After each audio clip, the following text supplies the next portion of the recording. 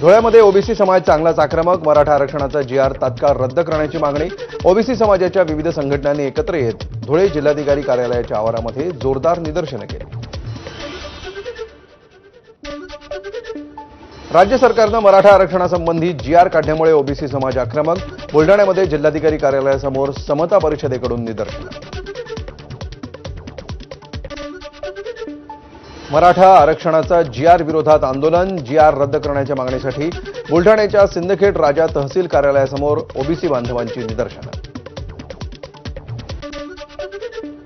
जरांगे पाटलांचं अंतरवाली सराटीमध्ये जंगी स्वागत. जरांगेंना गावातील महिलांनी ओवाळलं. लोकांनी खांद्यावर उचलून घेत केलं स्वागत. आरक्षणासाठी यापुढे उपोषण नाही. मुंबईलाही जाणार नाही, पण वेळ पडल्यास रस्त्यावर उतरणार. मनोज जरांगेंची मोठी घोषणा. मराठा समाजासाठी काढलेल्या जीआरला छगन भुजबळ कोर्टात आव्हान देणार. सर्व ओबीसी नेत्यांच्या वतीनं भुजबळ उच्च न्यायालयात जाणार. 2 दिवसामध्ये याचिका दाखल केली जाण्याची शक्यता. आमच्या जीआरवर कोणी जळत असेल तर 1994ला मराठ्यांचे 16% आरक्षण रद्द केलं, त्याविरोधात आम्ही कोर्टात जाणार. जरांगेंची प्रतिक्रिया. तर आमच्या जीआरला आव्हान देऊ शकत नाही, जरांगेंचं वक्तव्य. आपण जे काही पाऊल उचलणार ते मराठ्यांच्या हिताचं उचलणार. जरांगेंचं वक्तव्य. सरकारनं घेतलेल्या निर्णयाची अंमलबजावणी करावी, अन्यथा दसरा मेळाव्यामध्ये कठोर पावलं उचलावी लागणार. जरांगेंचा इशारा. गुणरत्न सदावर्तेंचा मराठ्यांना आरक्षण देण्यावर आक्षेप. राधाकृष्ण विखे पाटलांच्या राजीनाम्याची देखील मागणी. तर न्यायमूर्ती संदीप शिंदेंना संविधानिक सीमा लागू होतात, सदावर्तेंचं वक्तव्य.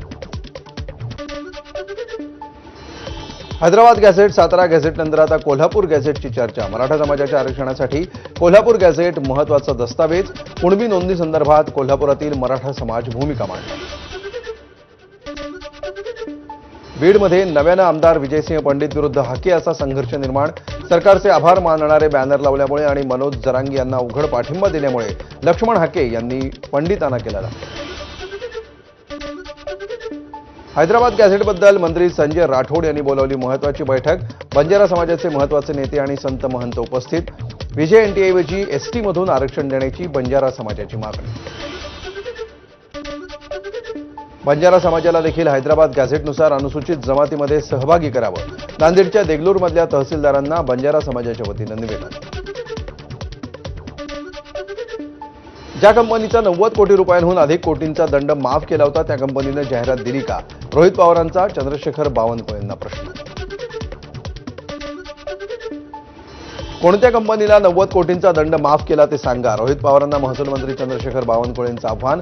आरोप सिद्ध करा, अन्यथा राजकीय संन्यास घ्या. बावनकुळेंचा पलटवार. रोहित पवारांनी सादर केले बावनकुळेंवरच्या आरोपांचे पुरावे. मेघा इंजिनिअरिंगचा 90 कोटींचा दंड माफ केल्याचे दिले पुरावे. विनापरवाना गौण खनिज उत्खनन प्रकरणी ठोठावला होता दंड. कुठेही दंड माफ केलेला नाही अशी वक्तव्य करून रोहित पवार प्रसिद्धी मिळवण्याचा प्रयत्न करतायत. बावनकुळेंचं रोहित पवारांना प्रत्युत्तर. अशा प्रकारच्या जाहिराती गुंड किंवा बिल्डर देतात म्हणून नाव सांगणं टाळलं असेल. संजय राऊतांची प्रतिक्रिया. भाजप हा बेनामी लोकांचा पक्ष, राऊतांची टीका.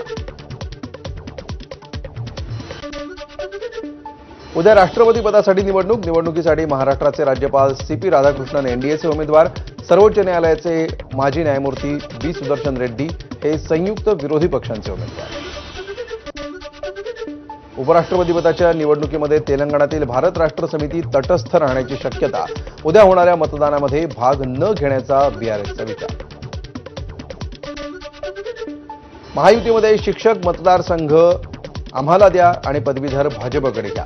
माजी आमदार शहाजीबाबू पाटलांची शिक्षक मेळाव्यातून मागणी. राज्यामध्ये लवकरच पदवीधर आणि शिक्षक मतदारसंघाच्या निवडणुका होणार.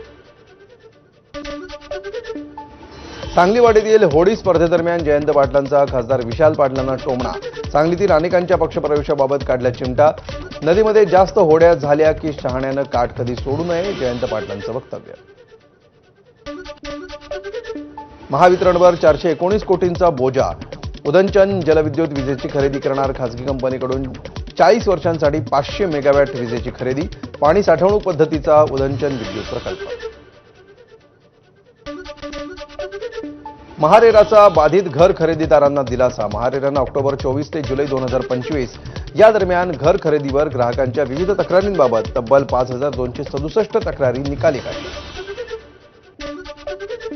ॲपल प्रेमींसाठी खुशखबर. आयफोन 17 उद्या लॉन्च होणार. भारतीय वेळेनुसार उद्या रात्री 10:30 वाजता लॉन्चिंग. ॲपलची वेबसाईट, यूट्यूब चॅनेल्सवर लॉन्चिंग सोहळा पाहता येणार. दिवाळी आणि छठपूजेसाठी मध्य रेल्वेच्या 944 विशेष गाड्या धावणार. मुंबई, पुणे, कोल्हापूर, नागपूर, सावंतवाडीसह दक्षिण आणि उत्तर भारतातील विविध शहरांमध्ये गाड्या सोडण्यात येणार. ठाकरेंच्या शिवसेनेला अजूनही शिवाजी पार्कवरील दसरा मेळाव्यासाठी परवानगी नाही. पक्षाकडून जानेवारीमध्येच परवानगीसाठी अर्ज, लवकरच परवानगी दिली जाईल. मुंबई महापालिकेकडून माहिती. चारकोप, मालाड, कांदिवली या 3 विधानसभा क्षेत्रातील शाखा प्रमुख आणि माजी पदाधिकाऱ्यांनी एकनाथ शिंदे यांची घेतली भेट. शिवसेनेमध्ये पद न मिळाल्यामुळे शिवसैनिकांमध्ये नाराजी. भिवंडीमध्ये आगामी पालिकेच्या निवडणुकीच्या पार्श्वभूमीवर शरद पवारांच्या राष्ट्रवादीची मोर्चे बांधणी. पक्षप्रवेश मोहिमांतर्गत अनेक सामाजिक कार्यकर्त्यांचा शरद पवारांच्या राष्ट्रवादीत प्रवेश. अन्सारी यांच्या प्रमुख उपस्थितीमध्ये पक्षप्रवेश मोहिमेचं आयोजन. मंत्रालयाच्या 7व्या मजल्यावर मंत्रिमंडळ बैठक. संबंधितांशिवाय इतरांना आता प्रवेश नाही. मुख्य सचिव कार्यालयाच्या सूचना. मंत्रिमंडळ बैठकीदरम्यान भेटायला आलेल्या लोकांची गर्दी वाढत असल्यामुळे निर्णय. पालघरमध्ये समुद्रकिनाऱ्यावर आढळले 3 कंटेनर. ओमानच्या 21 जूनला बुडालेल्या जहाजातील 48 कंटेनरचा सुरू होता शोध. 25 कंटेनर गुजरातच्या किनाऱ्यावर मिळाले. बुलेट ट्रेन प्रकल्प उभारणीच्या कामाला आता महाराष्ट्रामध्ये वेग. डहाणूतील साखरे गावाजवळ तब्बल 40 मीटर लांबीचा आणि 970 मेट्रिक टन वजनाचा गर्डर. महाराष्ट्रामध्ये 103 किलोमीटरच्या बुलेट ट्रेन प्रकल्पासाठी तब्बल 2575 गर्डर बसवले जाणार. कल्याण डोंबिवली शहराचा उद्या सकाळी 10 ते संध्याकाळी 5 या वेळेमध्ये पाणी पुरवठा बंद. कांबामधील उपकेंद्रामध्ये काही देखभाल दुरुस्तीची कामं करण्यात येणार. लालबागच्या राजाच्या विसर्जन मिरवणुकीमध्ये 50 मोबाईल चोरीला तर सोनसाखळी चोरीच्या 7 घटना. 15 जणांना काळाचौकी पोलिसांकडून अटक. आरोपींकडून 4 मोबाईल जप्त. सोनसाखळी चोरी प्रकरणामध्ये 7 गुन्हे दाखल.